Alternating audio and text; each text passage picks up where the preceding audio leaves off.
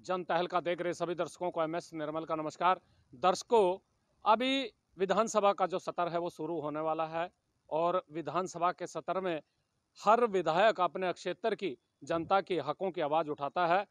इस विधानसभा क्षेत्र में इंद्री हलके के लोग क्या चाहते हैं विधायक से और इस विधानसभा सत्र में किस तरह की आवाज उठनी चाहिए, क्या समस्याएं इंद्री हलके की हैं, वो जानने के लिए हम इस समय इंद्री हलके के जो इनेलो के प्रत्याशी रहे हैं और इस समय में इनेलो जिला प्रधान महासचिव रहे हैं प्रदीप कंबोज जी, उनके पास पहुंचेंगे, उनसे जानेंगे कि वो क्या चाहते हैं इंद्री हलके की समस्याओं को लेकर के। विधानसभा जो इंद्री हलके की समस्याएं हैं वो क्या हैं और विधानसभा जो सत्र होगा उसमें क्या समस्याएं उठनी चाहिए, विधायक किन बातों पर ध्यान रखेंगे, कौन से ऐसी जरूरी समस्याएं हैं जो उठाई जानी चाहिए। जन तहलका पर आपका स्वागत है प्रदीप जी। सबसे पहले नमस्कार जी। क्या कहना चाहेंगे जो इंद्री हलके की समस्याएं हैं उनको लेकर के। देखो, जब से चुनाव हुए हैं और उन चुनाव में लॉकडाउन भी रहा, लेकिन बीजेपी की जो उपस्थिति होनी चाहिए थी वो ना के बराबर रही। कुछ तो हमारे हलके का जो विधायक है वो बाहर से है, बहुत कम समय देता है, यहाँ कम आता है, इसलिए जो यहाँ की समस्याएं हैं वो जूं की त्यों हैं। अब आप ये लगा लीजिए, जो धनौरा उसका ड्रेन का जो मैं मसला है। बीच में रोकना चाहूंगा और रोकने का मतलब स्पष्ट है, आपने एक बड़ा सवाल उठा दिया कि वो बाहर से हैं। क्या वो यदि इंद्री हलके के विधायक बाहर से हैं, क्या इंद्री हलके की जो समस्याएं हैं, इंद्री हलके की जो परेशानियां हैं लोगों की, क्या उनका ज्ञान उनको नहीं है क्या। देखो, जो घर का सदस्य होगा उसको घर की समस्याओं का बोध होता है, उसको ज्ञात होता है और उनसे निपटने के लिए वो संघर्ष भी करता है।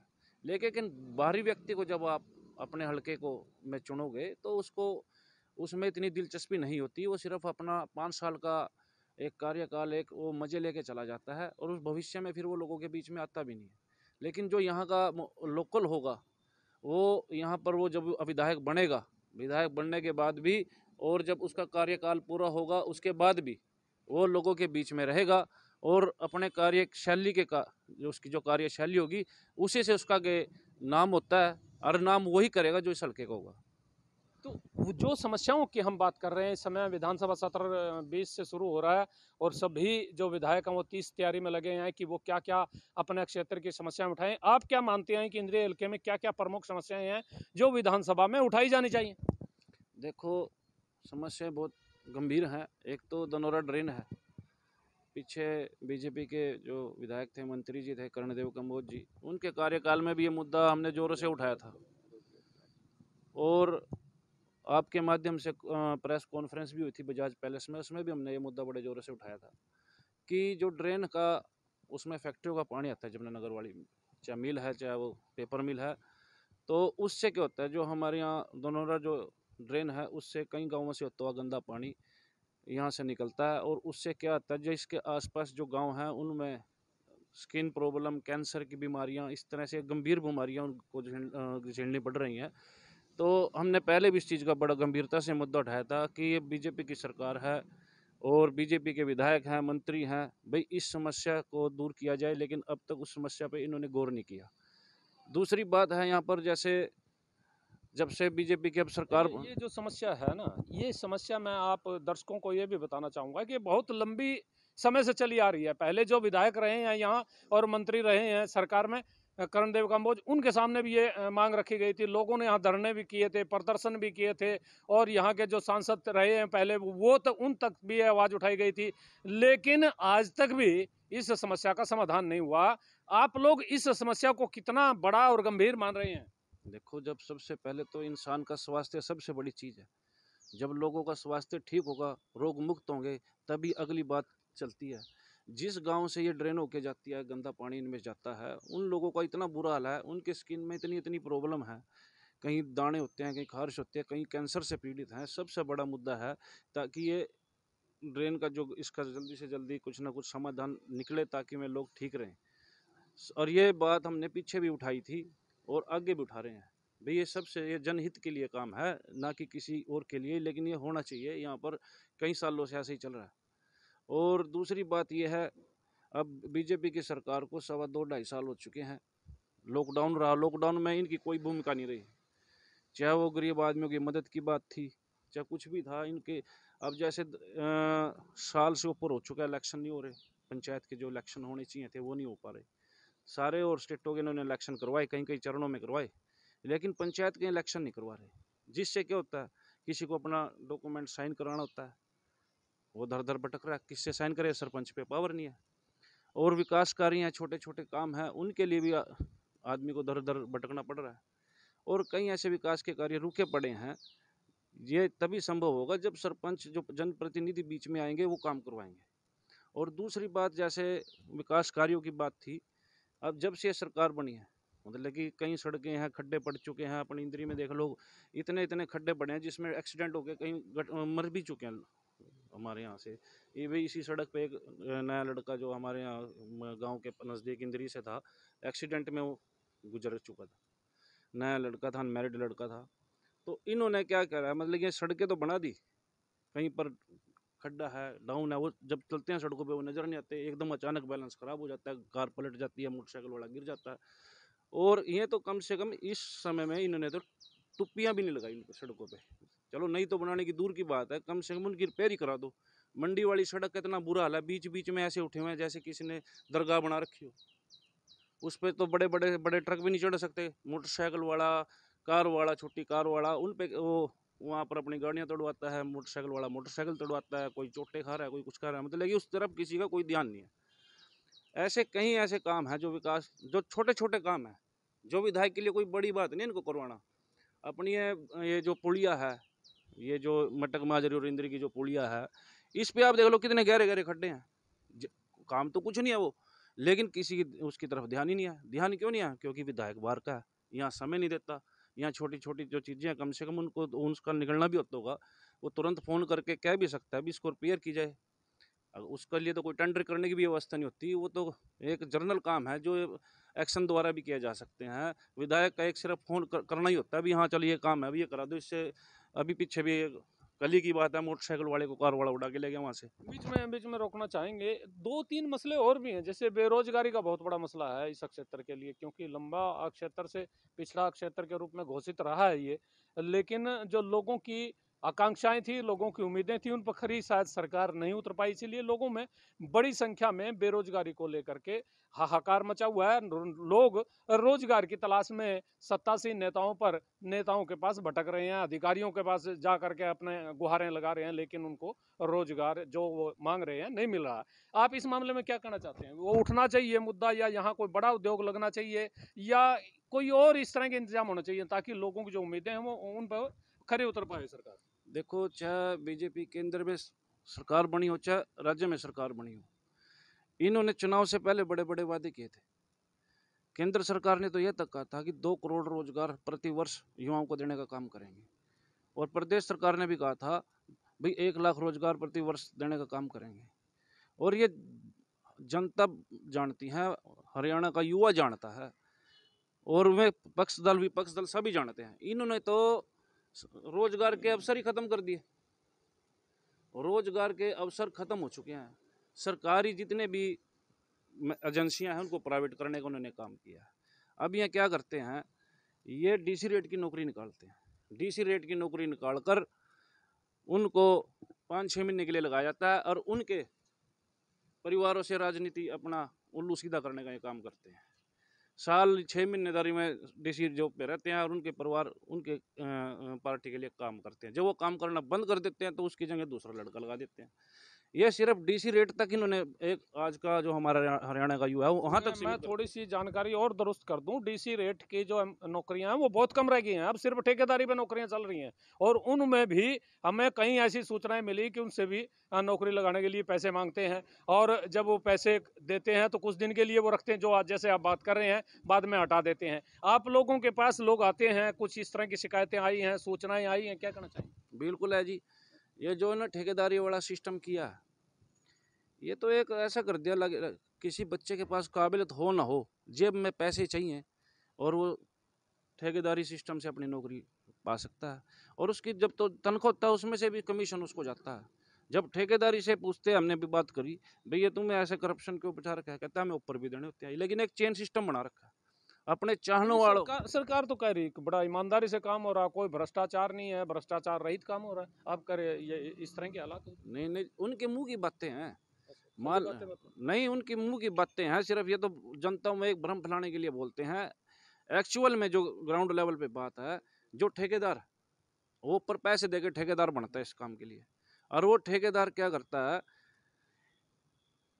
दुगनी से दुगनी ज्यादा से ज्यादा कीमत पाने के लिए वो फिर शोषण करता है। उन जो प्राइवेट उसको लगाने होते हैं, जितना शोषण उससे हो पाता है उतना करता है। 50-60 हजार रुपये लेके उसको तो पहले जॉब पे लगाता है, फिर उसकी जो मंथली इनकम होती है उसमें से भी कमीशन खाता है, और जो कोई उसका विरोध करता है उसको तुरंत प्रभाव से हटाने का काम करता है।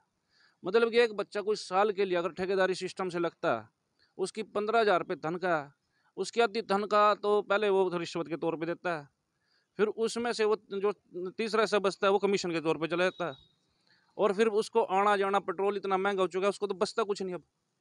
यही कारण है लोग इनकी तरफ जाने की बजाय अब किसी दुकान पे या कहीं और गुहार लगाते हैं। लॉकडाउन ने तो दुकानदारों की भी कमर तोड़ने का काम कर दिया।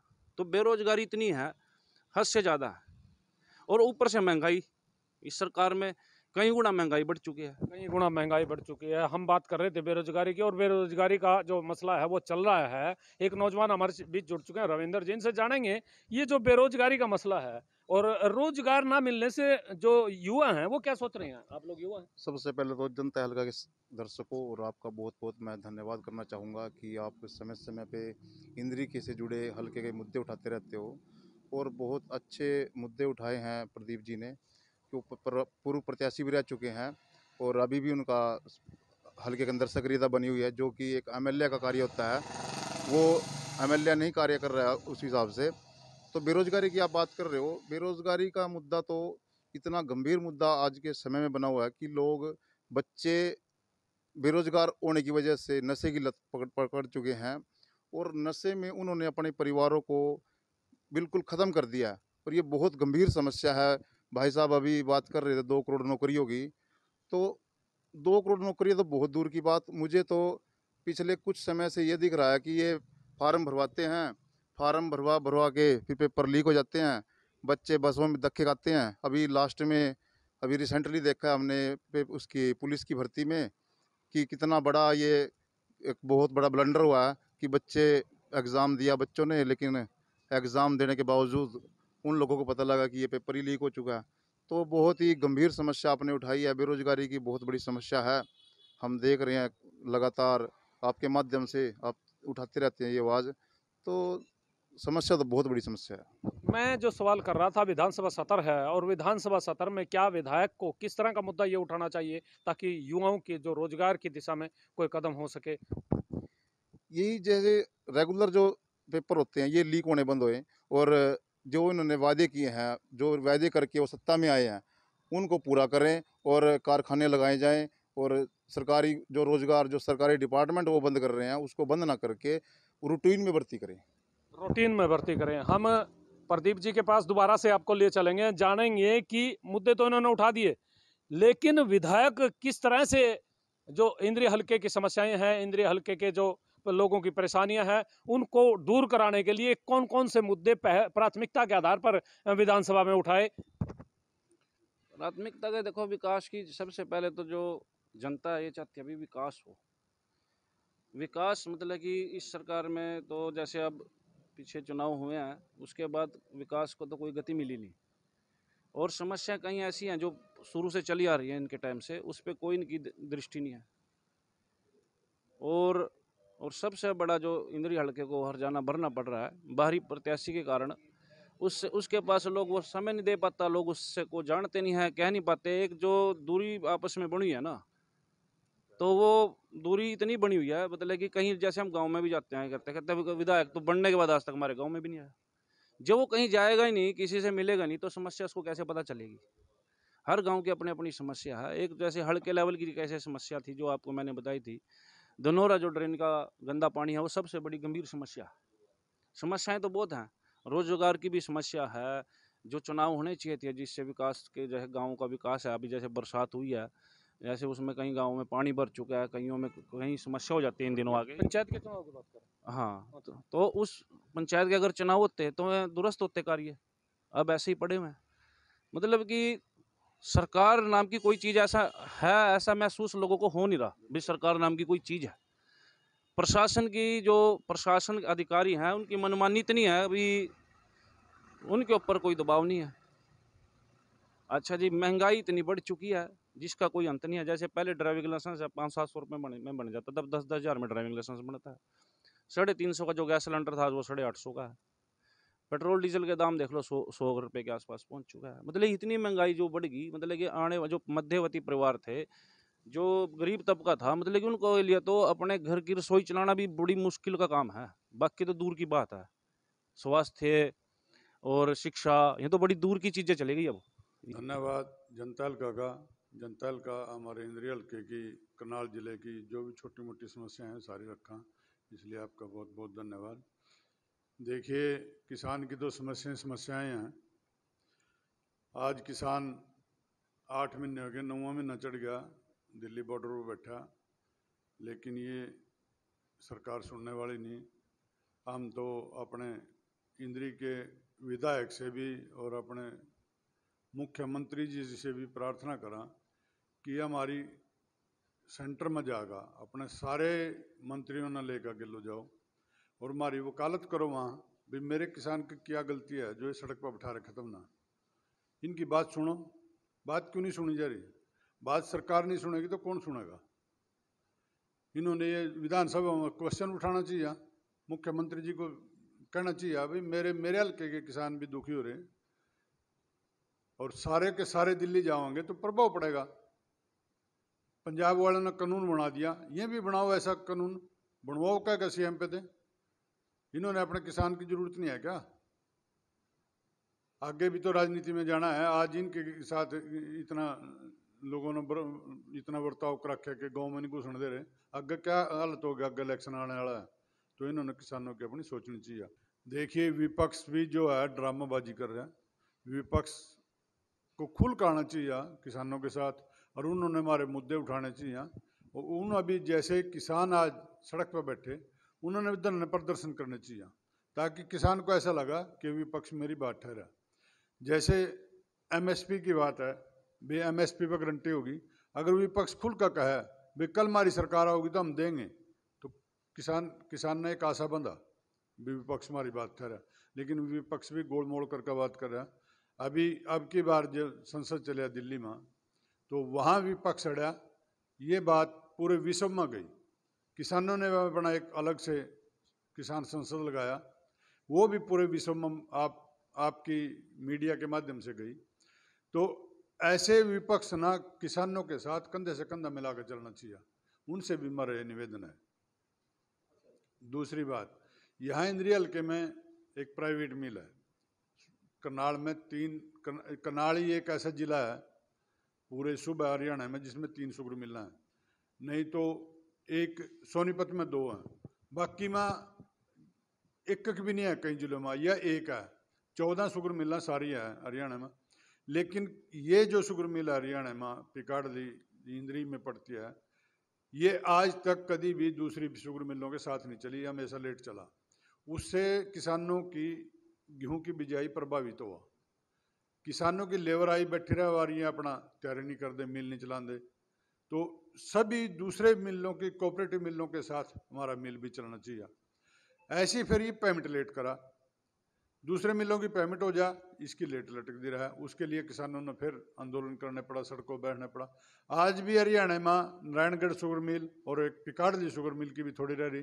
नारायणगढ़ शुगर मिल की आज भी 40-50 करोड़ रुपये किसानों के रुके पड़े। तो ये अन्याय है किसानों के साथ। ये भी मुद्दा सरकार ने उठाना चाहिए विधानसभा में, भाई क्यों रह रही उन किसानों की क्या गलती है जो अभी तक भी 1 साल में फसल तैयार हुआ रहा, अभी तक उनकी फसल के पैसे नहीं मिले। किसानों का एक धक्का सही हो रही किसानों के साथ। बिजली के टावर है, बिजली के टावर इतने बड़े बड़े लगा हुए हैं और किसान के धक्के दे खेतों में गाड़ना, लेकिन किसान मजबूर है, कुछ कर नहीं सकता।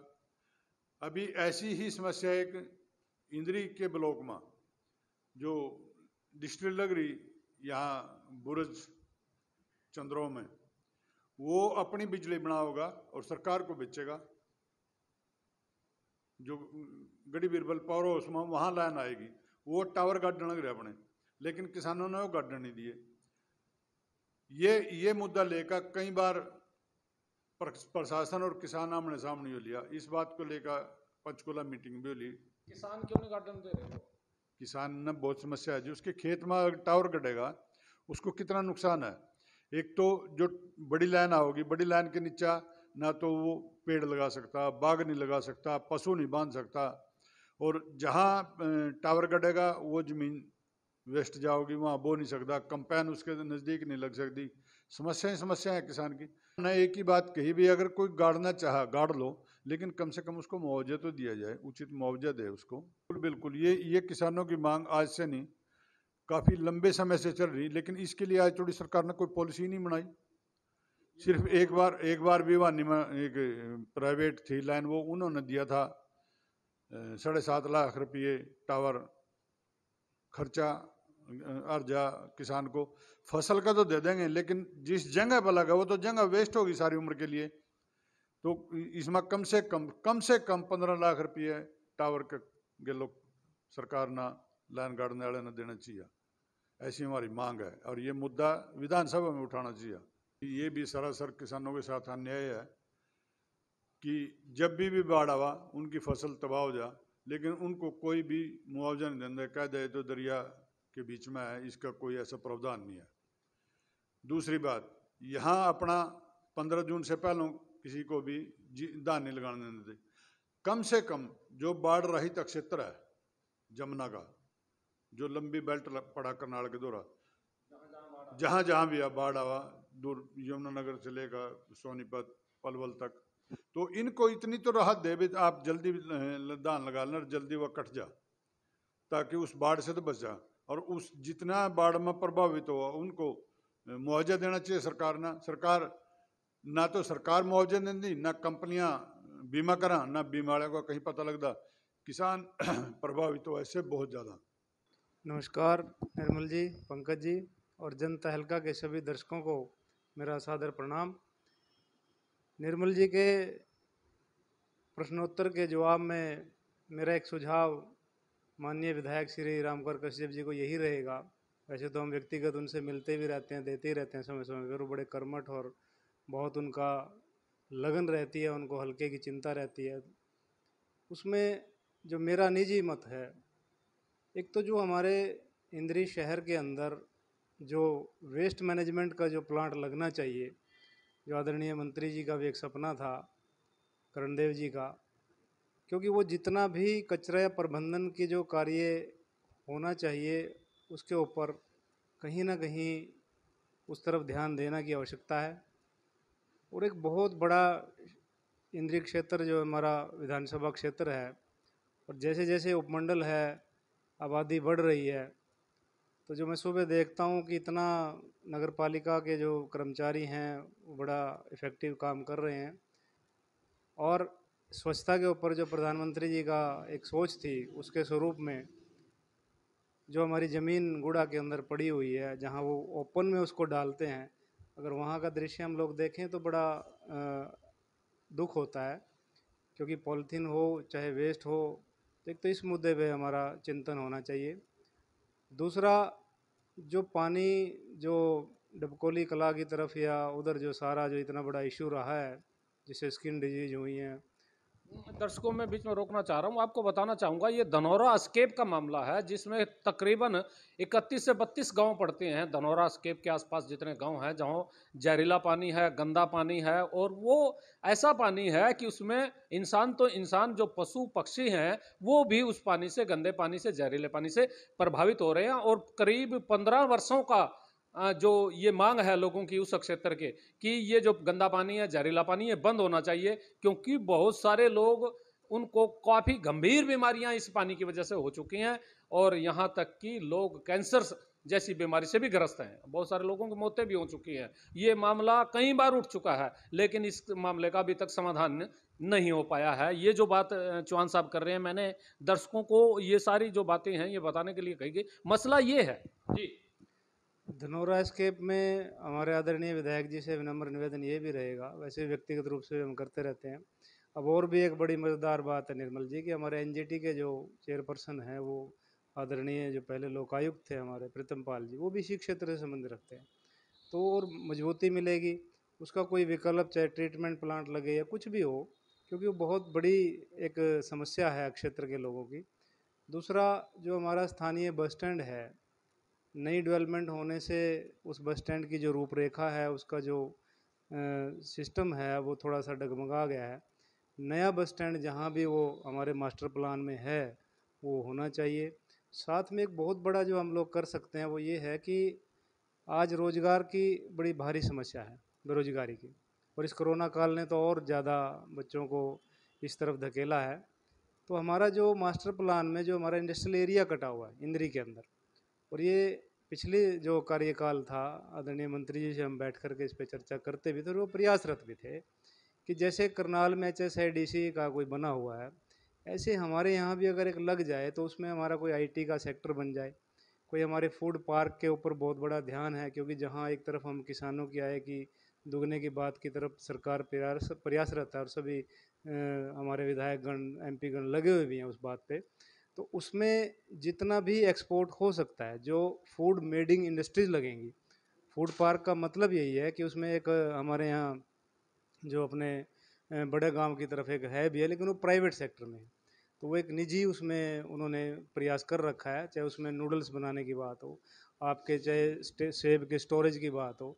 अभी जैसे एक योजना आई भी है कि वेयर हाउसिंग बनते हैं, अभी रंबा के पास आप देख रहे होंगे बहुत बड़े बड़े वेयर हाउसेज तैयार हो रहे हैं, बट वो मोटे अनाज के होते हैं, चाहे वो जैसे आपके गेहूं का है या चावल का है, वो भी आवश्यकता है, वो बड़ा स्वागत योग्य कदम है वो भी सरकार का।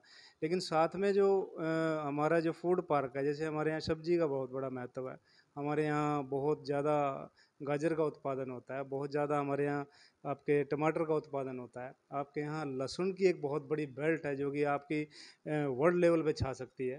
तो आदरणीय विधायक जी से भी, MP साहिब से भी मैं आपके माध्यम से उनसे रिक्वेस्ट करना चाहूँगा कि हम इस तरफ भी हम अपनी बात को रख के मुख्यमंत्री जी से या विधानसभा में जैसे भी आपको जहाँ ठीक लगे वो किया जा सकता है। मतलब आपका सीधा सीधा है कि कैसे ऐसे उद्योग धंधे, ऐसे संस्थान और ऐसी संस्थाएं चलाई जानी चाहिए जिनसे न केवल कृषि का विकास हो, सब्जी उत्पादकों का विकास हो, बल्कि लोगों को रोजगार के साधन भी उपलब्ध हो सके। निश्चित रूप से, क्योंकि मैं इसका एक एग्जांपल दे सकता हूँ कि जब एक बहुत बड़ी इंडस्ट्री एक क्षेत्र में आती है तो हज़ारों हज़ार लोगों को एडजस्ट कर देती है। अब जैसे आप बेस्ट फूड का एग्जांपल ले सकते हो, जब तक वो चला तो अपने क्षेत्र के लोगों को काफ़ी बेरोजगार बच्चों को, चाहे उसमें कोई किसी या कोई टेक्निकल थे या नॉन टेक्निकल थे, सभी लोग एडजस्ट थे। तो ऐसे कुछ प्रयास किए जा सकते हैं। और तीसरा, जो बादशाह शुगर मिल है, बहुत बार वहाँ होता रहा है कि उसमें कोई ट्रीटमेंट प्लांट लगे और इतनी पॉल्यूटेड वो उसकी इंडस्ट्री है, मैं कोई कि व्यक्तिगत नहीं हूँ कोई, मैं उनसे कोई मुझे नाराज़गी है कुछ ऐसी बात है,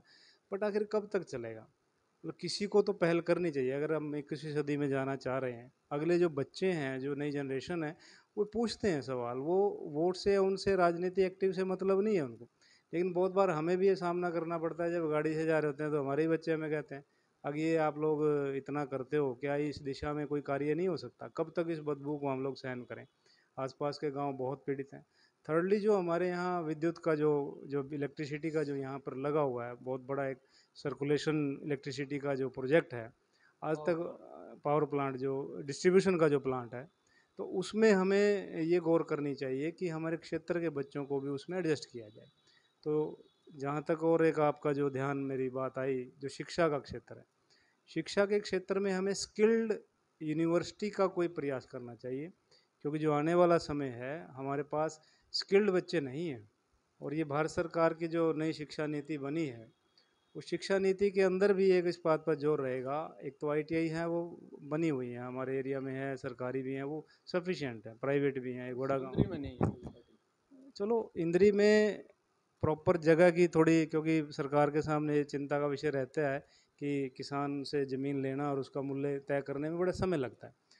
तीसरा, नेवल हमारे एरिया में पड़ता है, और नेवल के अंदर अभी जो लैंड एक्विजिशन हुआ है एयरपोर्ट के बारे में, तो मैं सांसद जी से आग्रह करूंगा आपके माध्यम से कि वो जल्द से जल्द हमारा डोमेस्टिक जो एयरपोर्ट बन सके, तो बड़ा खुशी की बात रहेगी। वो समय लगता है, ठीक है, लेकिन वो किया जा सकता है। धीरे धीरे उसको इंटरनेशनल लेवल पे भी किया जा सकता है, क्योंकि करनाल डिस्ट्रिक्ट में मेरे ख्याल अगर पंजाब के बाद कनाडा या यूरोप या आपके जो ऑस्ट्रेलिया वगैरह जाने के लोग हैं, बच्चे हैं, स्टडी वीज़ा के बाद जो अगर करें हम, तो वो बहुत ज़्यादा लोग हैं। तो एक नीड भी है, हिसार में बना है, पर हम हिसार से हमें स्वागत है उसका भी, लेकिन जो हमारे यहाँ जो इसकी ज़रूरत है ये बहुत आवश्यक है। साथ में एक और मैं आपको ध्यान डालना चाहूँगा कि हमारे यहाँ पे जो जमुना बेल्ट है, यमुना का जो क्षेत्र है, उस यमुना क्षेत्र में जो किसान हैं उनको अर्ली पैडी लगाने की परमिशन होनी चाहिए, जैसे उत्तराखंड के कुछ क्षेत्रों में है। उसका एक कारण है, क्योंकि अगर पैडी किसान लगाएगा तो जब वो पैडी लगाने के बाद जब वो काटने का समय आता है, अगर इन्हीं लोगों के साथ लगाए। मैं बीच में रोकना चाहूँगा, ये स्थिति बिल्कुल स्पष्ट करना बहुत ज़रूरी है। वह यह है कि ये जो जो इंद्रिय क्षेत्र है, पूरे क्षेत्र के लिए जो साठी धान है वो लगाने पर प्रतिबंध है। यानी कोई व्यक्ति साठी धान नहीं लगा सकता समय से पूर्व, उसके लिए डेट निर्धारित है और वो डेट से पहले नहीं लगा सकता। यानी 10 जून से पहले जो सरकार के निर्देश है, कोई पहले जीरी नहीं लगा सकता। और ये जो जमुना बेल्ट है उसमें क्योंकि बाढ़ आती है, और जब आजकल का जो सीजन है इससे थोड़ा पहले दिन के जब बरसातों के दिन है तो जमुना में ज़्यादा पानी आ जाने से बाढ़ आ जाता है, और उस क्षेत्र के जो आसपास के किसान हैं उनकी फसल तबाह हो जाती है। यदि वो जो चौहान साहब जो बात कर रहे हैं, यदि साठी जीरी यानी उनको पहले समय से पहले का उनको धान लगाने की इजाज़त मिल जाए तो फिर वो पहले बरसात से पहले यानी बाढ़ आने से पहले वो अपनी जो धान की फसल है वो तैयार करके वो मंडी में ला सकते हैं। आप अपनी बात को जारी रखें। ये मैं इसलिए कह रहा हूँ कि जो फ्लडेड टाइम होता है वो उस टाइम तक अपनी फसल को उठा सकते हैं, सीमित उसकी पहचान करे प्रशासन भी, इन गाँवों में हम इसको अलाउ कर सकते हैं, क्योंकि वहाँ वाटर लेवल की समस्या नहीं है, वहाँ तो एक्सेस वाटर है, तो वो चीज़ हम कर सकते हैं। शिक्षा के क्षेत्र में मैंने कहा है कि स्किल के ऊपर जितने भी कोर्सेज हम लोग यहाँ डेवलप कर सकें वो किए जा सकते हैं। साथ में जो महिलाओं से जो जुड़े जितने भी विषय हैं और जो भी हमारे जो ऑर्गेनाइजेशन हैं, चाहे वो आंगनवाड़ी क्षेत्र है चाहे कोई भी क्षेत्र है, वो मोबिलाइज हैं और उनको मोबिलिटी की ज़रूरत है। सड़कों का सरकार का बहुत अच्छा ध्यान है, इंफ्रास्ट्रक्चर पे पूरे देश में बहुत ज़्यादा ध्यान दिया जा रहा है। अभी एक नया बाईपास भी बनने जा रहा है, ये भी मैं आग्रह करूँगा। मैं बीच में रोकना चाहूँगा आपको, सड़कों पर ध्यान तो है लेकिन जो मौजूदा में सड़कें हैं उनकी कई बहुत सारी सड़कें ऐसी हैं जिनकी हालत ख़राब हो चुकी है, जैसे बरसात आ गई तो टूट गई या उनकी दोबारा से मरम्मत नहीं, कोरोना काल की वजह से कुछ फंड की ऐसी दिक्कत रही है, उन सड़कों की ओर भी ध्यान देने की बहुत जरूरत है। वो निर्मल जी, हर एक सड़क का एक कॉन्ट्रैक्ट होता है, वो कॉन्ट्रैक्ट की जो उनका जो कॉन्ट्रैक्टर होता है उनकी एक जिम्मेवारी है, तो वो भी प्रशासन को बोल करके किया जा सकता है कि उसमें गति लाई जाए। आपका कहने का मतलब ये है कि उन पे ध्यान का मतलब ये होता है कि उसमें भ्रष्टाचार ना हो और उसमें गति लाई जाए, और सड़क सुरक्षा में लोगों की जान, क्योंकि देखिए आप इंद्री से जो करनाल का जो क्षेत्र था, आप भी पुराने हैं हम भी पुराने हैं, सैकड़ों मौतें हुई हैं अपने क्षेत्र के लोग इस पे, अब बन ये गए। ये ये इसके बावजूद भी अभी अधूरा, बहुत सारे कई जगहों पे अभी अधूरा पड़ा है वो, और कोई मेरे ख्याल में इस सारे मामले को करीब करीब बनते हुए 10 साल हो चुके हैं। आपकी बात जायज़ है, समय ज़्यादा लगा है, इसकी जांच होनी चाहिए। हमने पहले भी मुद्दा उठाया था, पिछले मंत्री जी से भी हम बात करते रहते थे।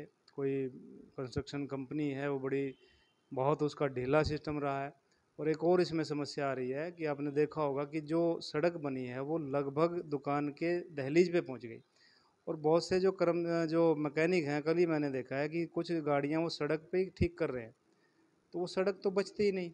साथ में उस पे जो हमारे जो गोधन है, जो आपका, अब देखिए आप इंद्री से करनाल तक आपको बहुत से पशु उस पे डेथ उनकी हुई मिलेगी, और वो रात को अगर कोई ट्रैवल कर रहा है तो वो दिखाई भी नहीं देते हैं, तो एक खतरा रहता है उनका, चाहे वो गौशाला में वो उनका इंतजाम करे, नगर पालिका की ड्यूटी लगे, या वो असमय मौत उनकी ना यानी हो। सड़क पर जीवन की सुरक्षा होना भी बहुत जरूरी है, इस तरफ भी ध्यान देने की आवश्यकता है। बहुत आवश्यकता है, बहुत से एक्सीडेंट होते हैं साथ में जितने भी, क्योंकि यहाँ पूरा उत्तराखंड लगता है और उत्तराखंड से आपके पूरी ट्रैफिक जाती है, ट्रैफिक का हैवी इस पे आवागमन है, और बहुत से डेली आपके एक दो एक्सीडेंट आपके इस पे मिलते हैं। तो थोड़ा सा जो ट्रैफिक पुलिस की जो पेट्रोलिंग है, कोई एक, जैसे हमारी अभी 112 नंबर की जो आई है, वो बड़ा सराहनीय कदम है आदरणीय मुख्यमंत्री जी का। इसके अलावा भी एक ट्रैफिक पुलिस की भी एक स्पेशल स्क्वाड लगाया जा सकता है भाई, इंद्री लाडवा से और करनाल तक का, क्योंकि ये लिंक रोड है। जेट रोड पे तो वो रहती है उनकी, तो ये क्योंकि हैवी ट्रैफिक है, और मैं देखता हूँ कि बहुत बार आपको डेली आप देख लो 1-2 ट्रक, चाहे वो किसी भी रूप में है, एक्सीडेंट मिलते ही मिलते हैं, और कोई ना कोई दुर्घटना जरूर होती है। तो इस पर विचार किया जा सकता है। इस पे भी विचार किया जा सकता है, लेकिन इस समय दर्शकों आप विचार कीजिएगा, हमारी खबरों को शेयर कीजिएगा, लाइक कीजिएगा, ताकि ये जो समस्याएं उठाना, मुद्दे उठाना, लोगों के हकों की आवाज़ उठाना, ये हमारा, हम अपना दायित्व समझते हैं, और आपका इसमें सहयोग इसलिए है कि आप लाइक करेंगे, शेयर करेंगे, ये आवाज़ दूर तक जाएगी, और जब आवाज़ दूर तक जाएगी तो फिर उन समस्याओं का समाधान भी हो